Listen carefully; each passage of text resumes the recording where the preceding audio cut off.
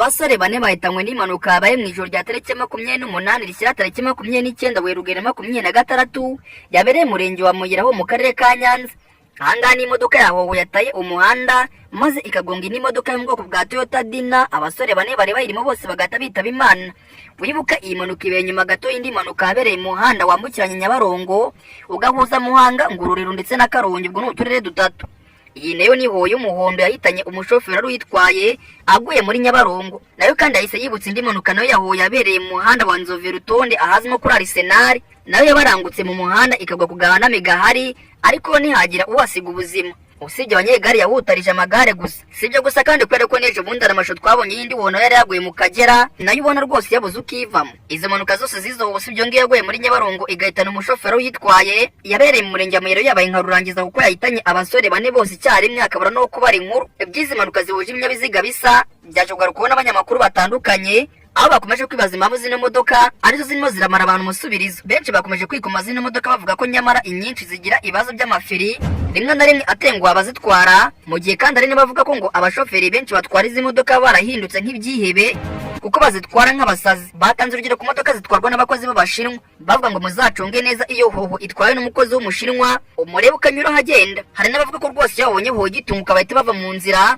kuko abashoferi benshi bazitwara wagira ngo ntibaba bareba neza abakikije ndetse n'ibikikije umuhanda. Hari kandi n'abavuga ko kampani zizi imodoka zimwe na zimwe zitajya zubahiriza amategeko y'umuhanda agenga gusuzumisha ikinyabiziga buri mezi 6 kuko ngo hari na hoho iguco rwose ukabona yarashwanyaguritse ibifuniko by'inyuma, mbega rwose ukabona ko hateza impanuka isaha ku isaha. Ngo regerezo ni zimwe mu ntandaro zirimo gutuma izi hoho zikura impanuka ubutitse, dore ko ngo iyi mpanuka yahitanye abasore bane bari muri iyi modoka ya Dina nayo ngo haturutse ku kuba hoho yaje huruduka maze ikabasanga mu cyerekezo cyabo ikabagonga. Kuko ngo mbere yuko iyi hoho igonga iyi Dina, iyi hoho yataye umuhanda maze igasanga Dina we yariri kayigonga. Uko guta umuhanda kwaturutse ku kubara feri k'umushoferi wa hoho kuko yaza kuza kugira feri aba yahagaze. Ngaye ngo ukore byizi mpanuka za hoho imirambo y'abanyakugendera ikabajyanwe mu buruhukiro mu gihe iperereza gikomeje kugira ngo amenyekane mu by'ukuri icyateye impanuka.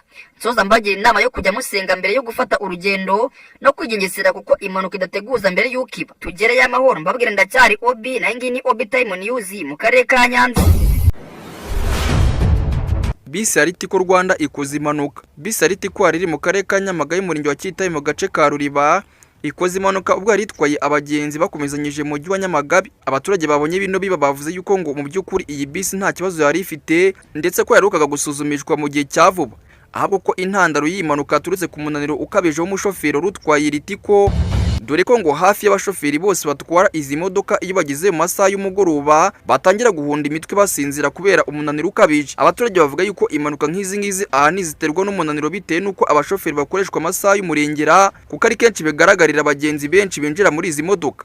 Bivuga yuko ngo bakora amasaha menshi ugereranyije n'imvune bakora muri kano kazi kuko ngo nta masaha babona yo kuruhuka niyo bayibonye aba ari make cyane. Hari n'abandi bavuga yuko rwose ngo bibondera akanya ko kuryama igihe baparitse imodoka batarabona abagenzi cyangwa se bategereje yuko imodoka yuzura ngo bahaguruke. Ibi ngibi ni bivugwa na bamwe mu bagenzi binjira muri izi modoka kuko rwose ngo hari n'igihe binjiramo rwose bareba imbere bakabona shoferi yakubise busingizi. Hari nubwo rwose ngo imodoka yuzura maze bikaba ngombwa ko babwira shoferi bati twagiye, shoferi akabona gukanguka maze bagahita bagenda. Sinzi kandi nimba mujya mwitegereza cyane cyane muri gare Nyabugogo akenshi usanga nk'imodoka zijya mu ntara yo zitarahaguruka rwose abashoferi bazo baba basinziriye. Imodoka icyuzura bagahita bakanguka nta kwisuganya bakatse imodoka maze bagahita bataka umuhanda. Ibi rero ngo biri muri bimwe bitera impanuka nk'izi ngizi zitunguranye rimwe na rimwe inzirakarengane zikabigenderamo. Tugarutse kandi kuri impanuka yabereye Nyamagabe ngo nta n'umwe yahitanye ahubwo ngo shoferi utwaye imodoka yarenze umuhanda, imodoka rwose igahita ihengamira muri rigori kandi itirukankaga. Abagenzi rero benshi bakabasaba ko kino kibazo cy'umunaniro w'abashoferi bakiga kubera ko kibahangayikishije cyane. Ngaye nguko rero turindane kandi tugereye amahoro.